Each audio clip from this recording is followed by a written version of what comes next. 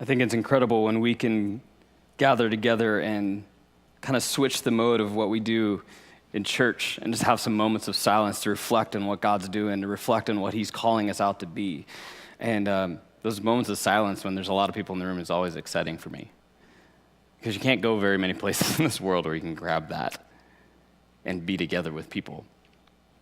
And that's what the Lord calls us to a lot of times, is to reflect on who he is, but to do it as a church. This is fun. And so as we see where the Lord is challenging us, warning us, what are your motivations? He leads us into this illustration that is so common for the day that and the people he's talking to. And I love it because to me, it's just such a hilarious thing to think about. Because here we are, he walks us through and he says, here's these hypocrites, and he don't use a trumpet to sound what you're about to do, but here's these hypocrites who are going into the synagogues, who are going into the streets in a very common way to give alms, to give to the needy, and what they do oftentimes is they'll bring this other guy who's not given anything. He just has like a trumpet in his hand. And when they walk up and say, I'm going to go get their attention, and he just, and they blow this trumpet. That was a horrible trumpet sound. And they have this crazy trumpet sound to gather people's attention and their focus on what I'm about to do and giving to these people. Can you imagine that? I mean, imagine Ken Ball walking into a Starbucks.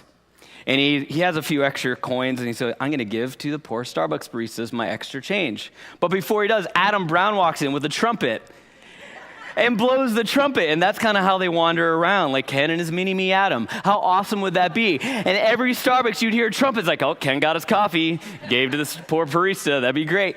That's how ridiculous this is. But these are what these people are doing. They're taking so much time to draw their attention to themselves. And Jesus is saying their reward is off. They're going after the wrong thing. Through these 4 verses, Jesus uses the word reward 3 different times. But I want to talk about this word a little bit because he differentiates it as he walks through this challenge to the people he's speaking to. He uses this first word in verse 1 where he says, they will have no reward from their Father who's in heaven. And then in verse 2, he talks about how when they are seeking the praise of man and they're bringing all of that attention on them, they've actually received their full reward. These words right here, these 2 words reward, is in the Greek a word called misthos. And what it basically essentially means is that it's the fruit of naturally resulting of what they're seeking, what their endeavors are. Now, it could also mean that it's something that's given like a good gift or a reward in a sense, or it could be punishment. So if you follow it through, you think, okay, well, they have no reward from your Father who is in heaven. And it makes you think if there's a reward that could be punishment, and these are the hypocrites that are drawing all their attention on them and not on Jesus, it sets up a lot of what we can understand about choosing to walk away from the Lord and to not follow in who he is. But then he walks down into verse 3 and says they've fully received their reward, that there's this reward that they have for these praise of people, because people are like, wow, you are so great. You've given so much to these people in need. It is incredible. And they've received their praise. These people have given it all they can. They've paid all their attention for the moment in time. Their reward has been given. That's what they have.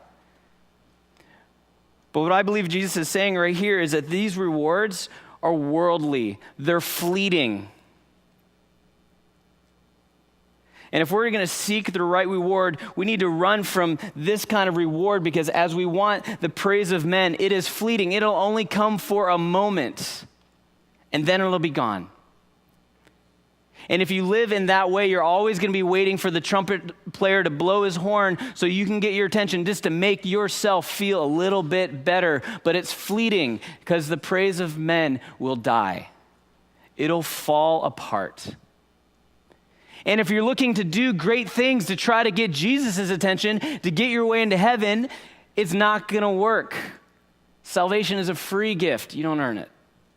Jesus gave up himself to be in relationship with you. So as he's processing through the rewards of these first 2 movements, man, he's saying, you know what? Worldly reward is fleeting. But then he goes down into the last verse, says, and who your Father who sees in secret will reward you. Now, this word reward, it changes. It's not the same word. In the English, it looks the same. But in the original language and what Jesus is saying, it's a completely different word. The Greek word is apodimomi. And essentially what it's saying, it's a paid debt or an account that is resolved, the cross.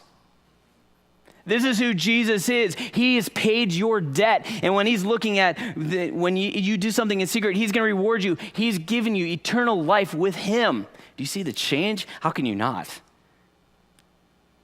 That when you look at a kingdom reward, which is everlasting, those are the rewards we should set our eyes on. And it has nothing to do with drawing attention to ourselves.